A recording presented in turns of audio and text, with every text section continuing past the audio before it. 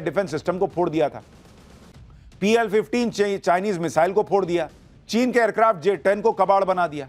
यानी चीन जिन अहम चीजों पर युद्ध लड़ गया उसे भी भारत ने फुस कर दिया। चीन के हथियारों का जनाजा निकल गया। शायद यही वजह है कि पाकिस्तान के जनरल अमेरिका का चक्कर लगा रहे हैं कि कोई तो हथियार अमेरिका वाला मिल जाए, चीन तो पिटवा देगा, मरेंगे हम। लेकिन ये तो चल रहा है साहब। लेकिन आप नरेंद्र मोदी की स्थिति देखिए कि कितने मोर्चे पे वो लड़ रहे हैं। इंटरनल पॉलिटिक्स तो राहुल गांधी और जो करते हैं सो है ही है। उधर पाकिस्तान लड़ता है लेकिन पीछे से चीन, तुर्की सब भिड़े हुए हैं। और चूंकि भारत की अर्थव्यवस्था रॉकेट बनी हुई है तो ट्रंप वगैरह जो है वो इधर उधर से जो है उनकी वो आग लगी रहती है कि कैसे भारत को रोके, क्या करें। मतलब हर तमाम मोर्चे खुले हैं और ये होता है।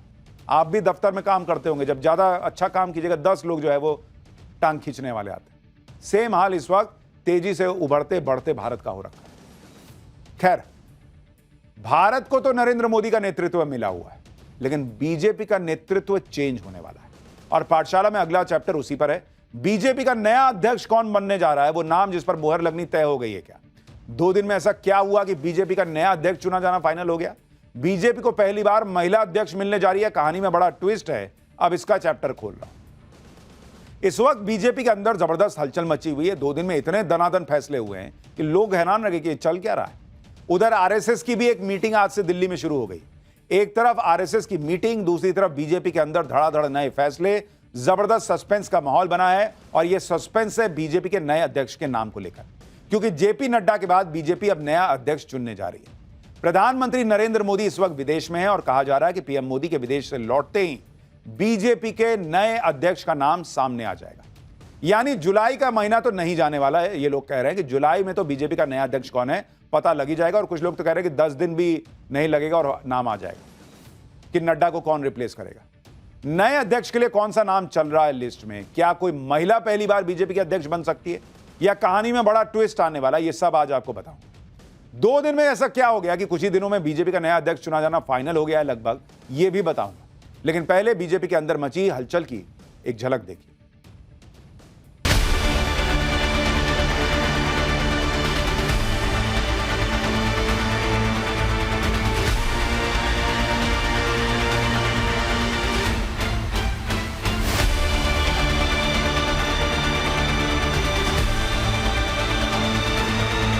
जो पार्टी ये कहती हो कि दुनिया की सबसे बड़ी पार्टी है, अध्यक्ष महोदय वो अपना राष्ट्रीय अध्यक्ष नहीं चुन पाए अभी तक।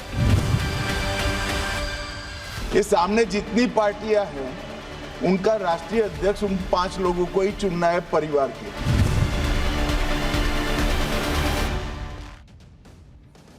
भाई सबसे पहले ये देखिए कि ऐसा क्यों माना जा रहा है कि अगले कुछ दिनों में बीजेपी को नया राष्ट्रीय अध्यक्ष मिलने जा रहा है। इसका पहला इशारा आज से दिल्ली में शुरू हुई आरएसएस की बैठक से मिल रहा है। यह तस्वीर है उसी बैठक की है। बीजेपी के अध्यक्ष चुनाव में इस बैठक की अहम भूमिका रहेगी माना जा रहा है। दिल्ली के केशव कुंज में आरएसएस के दफ्तर में संघ के सभी प्रांत प्रचारकों की बैठक शुरू हुई। 6 जुलाई तक चलने वाली इस बैठक में संघ और उसके सहयोगी संगठनों से जुड़े 200 से ज्यादा लोग शामिल होंगे। बीजेपी की तरफ से संगठन महासचिव बीएल संतोष के भी बैठक में शामिल होने की बात कही जा रही है। सूत्रों के मुताबिक इस बैठक में बीजेपी के नए अध्यक्ष के चुनाव की रूपरेखा बनेगी और चुनाव की तारीख भी तय हो सकती है। तो यह तो पहला इशारा है। दूसरा इशारा यह कि आरएसएस की बैठक खत्म होने के कुछ दिनों बाद ही यानी 8 या 9 जुलाई को पीएम मोदी अपने सबसे लंबे विदेश दौरे से वापस लौट रहे हैं। ऐसा माना जा रहा है कि पीएम मोदी के विदेश से लौटने के तुरंत बाद यानी 10 जुलाई से 19 जुलाई के बीच ही बीजेपी का नया अध्यक्ष फाइनल कर लिया जाएगा। यानी 21 जुलाई को संसद का मानसून सत्र शुरू होने से पहले बीजेपी को नया अध्यक्ष मिलना करीब करीब तय माना जा रहा है। पीएम मोदी के लौटने से पहले ही बीजेपी राष्ट्रीय अध्यक्ष के चुनाव के लिए गियर शिफ्ट कर चुकी है। पिछले कुछ दिनों में बीजेपी के 9 राज्यों में अध्यक्ष चुन लिए गए और उसके साथ ही बीजेपी के राष्ट्रीय अध्यक्ष के चुनाव के लिए एक जरूरी कोरम को पूरा कर लिया गया। अब ऐसा क्यों हुआ? बीजेपी अध्यक्ष चुनने की प्रक्रिया के बारे में आपको बताता हूं। यह एक लंबी प्रोसेस होती है जिसमें बीजेपी हाईकमान के साथ राष्ट्रीय और प्रदेश के संगठन के नेताओं से बात की जाती है। इस पद के लिए संघ की सलाह पर भी विचार किया जाता है। बीजेपी के संविधान के मुताबिक कम से कम 50% यानी आधे राज्यों में संगठन चुनाव के बाद ही राष्ट्रीय अध्यक्ष का चुनाव किया जा सकता है। इस लिहाज से देश के 19 राज्यों में संगठन के चुनाव के बाद ही बीजेपी के राष्ट्रीय अध्यक्ष का चुनाव हो सकता था और अब तो 37 में से 22 राज्यों में बीजेपी के संगठन चुनाव पूरे हो चुके हैं। भारतीय जनता पार्टी के संविधान की धारा 19 में अध्यक्ष के चुनाव के लिए नियम भी बनाए गए हैं। इसके मुताबिक राष्ट्रीय परिषद और प्रदेश परिषदों के सदस्य मिलकर राष्ट्रीय अध्यक्ष का नाम तय करते हैं। अध्यक्ष पद का चुनाव पार्टी के राष्ट्रीय कार्यकारिणी में बनाए गए नियमों के मुताबिक होगा। अध्यक्ष बनने के लिए जरूरी है कि चुनाव के लिए नॉमिनेशन करने वाला व्यक्ति कम से कम 15 साल तक पार्टी का प्राथमिक सदस्य रहा हो। इसके अलावा प्रदेश या राष्ट्रीय कार्यकारिणी के कम से कम 20 सदस्य अध्यक्ष के चुनाव के लिए किसी व्यक्ति के नाम का प्रस्ताव पेश कर सकते हैं। इस प्रस्ताव पर कम से कम 5 प्रदेशों के प्रदेश कार्यकारिणी के सदस्यों की सहमति होनी जरूरी होती है। इन्हीं सब औपचारिकताओं को पूरा करने की वजह से बीजेपी के नए अध्यक्ष के चुनाव में देरी हो रही थी, जिस पर विपक्षी पार्टियों ने बीजेपी को निशाने पर बार बार लेने की कोशिश भी की। अप्रैल की शुरुआत में संसद में वक्फ बिल पर चर्चा के दौरान सपा अध्यक्ष अखिलेश यादव ने भी अध्यक्ष के चुनाव में हो रही देरी के लिए बीजेपी को घेरने की कोशिश की थी। हालांकि अमित शाह ने ऐसा जवाब दिया कि फिर अखिलेश यादव चुप ही हो गए। बीजेपी अध्यक्ष के चुनाव पर जो सवाल उठ रहे थे और अमित शाह ने क्या जवाब दिया था, एक बार आपको दिखाता हूं, उसके बाद बताता हूं कि भाई वो नाम कौन से हैं जिनकी चर्चा चल रही है कि अगला बीजेपी अध्यक्ष तो यही होगा। जो पार्टी ये कहती हो कि दुनिया की सबसे बड़ी पार्टी है, अध्यक्ष महोदय वो अपना राष्ट्रीय अध्यक्ष नहीं चुन पाए अभी तक।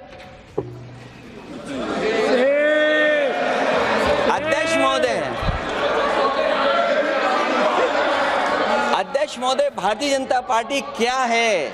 अखिलेश जी ने बहुत हंसते हंसते कहा है, इसको हंसते हंसते जवाब देना। ये सामने जितनी पार्टियां हैं उनका राष्ट्रीय अध्यक्ष उन 5 लोगों को ही चुनना है परिवार के। हमें माननीय अध्यक्ष जी करोड़ों सदस्यों में से 12-13 करोड़ सदस्य प्रक्रिया कर कर चुनना है तो देर लगती है। आपके यहां जरा भी देर नहीं लगेगी। मैं कह देता हूं अभी 25 साल तक आप अध्यक्ष हो जाओ, नहीं बदल सकता। हालांकि अब बीजेपी ने नया अध्यक्ष चुनने के लिए सभी जरूरतों को पूरा कर लिया है। खबर है कि उम्मीदवारों के नाम भी फाइनल हो चुके हैं। तो सवाल उठता है कि कौन सा चेहरा है जिसे बीजेपी से बड़ी जिम्मेदारी मिलने जा रही है। बीजेपी में नए अध्यक्ष के चुनाव को लेकर चल रही हलचल के बीच जिन नामों की चर्चा सबसे ज्यादा है उनके बारे में आपको बताता हूं। पहला नाम जिन्हें फ्रंट रनर भी कहा जा रहा है वो है भूपेंद्र यादव का। ये दूसरी बार केंद्रीय मंत्री बने हैं। इनके पास फिलहाल पर्यावरण मंत्रालय की जिम्मेदारी है। बीजेपी के राष्ट्रीय सचिव रह चुके हैं। भूपेंद्र यादव को बीजेपी में स्ट्रैटेजी वॉर रूम का एक्सपर्ट माना जाता है। आरएसएस के करीबी माने जाते हैं। यादव हैं, ओबीसी समुदाय से आते हैं। बिहार विधानसभा चुनाव में यादव समुदाय का 70 से 90 सीटों पर अच्छा खासा प्रभाव भी, और इसके पहले भी उन्हें बिहार चुनाव की जिम्मेदारी, महाराष्ट्र की जिम्मेदारी दी गई और उन्होंने शानदार परफॉर्म करके दिखाया। दूसरा नाम धर्मेंद्र प्रधान का चल रहा है। मौजूदा सरकार में शिक्षा मंत्री हैं। धर्मेंद्र प्रधान पीएम मोदी और गृह मंत्री अमित शाह के भरोसेमंद माने जाते हैं और 2014 से लगातार मंत्री पद संभाल रहे हैं। ये ओडिशा के ओबीसी समुदाय से आते हैं। अगर पिछड़ा वर्ग से अध्यक्ष बनाने का बीजेपी विचार कर रही है तो इस समीकरण में धर्मेंद्र प्रधान भी फिट बैठते हैं। तीसरा नाम शिवराज सिंह चौहान का चल रहा है। कृषि मंत्री की जिम्मेदारी फिलहाल संभाल रहे हैं। 4 बार मध्य प्रदेश के मुख्यमंत्री रह चुके हैं। बीजेपी संगठन में उपाध्यक्ष की जिम्मेदारी संभाल चुके हैं। पार्टी का बड़ा ओबीसी चेहरा माने जाते हैं। चौथा नाम मनोहर लाल खट्टर का है। मोदी सरकार में बिजली मंत्री हैं। पीएम मोदी के करीबी हैं। आरएसएस में अच्छी पकड़ है। सख्त और ईमानदार छवि के नेता माने जाते हैं। ये 4 नाम जो हैं वो आगे चल रहे हैं।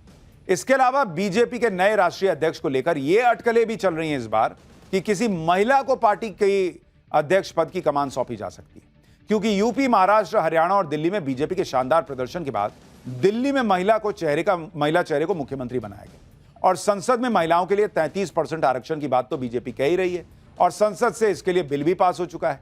ऐसे में माना जा रहा है कि महिला वोटर्स पर पैठ मजबूत करने के लिए पार्टी प्रेसिडेंट किसी महिला को भी बनाया जा सकता है।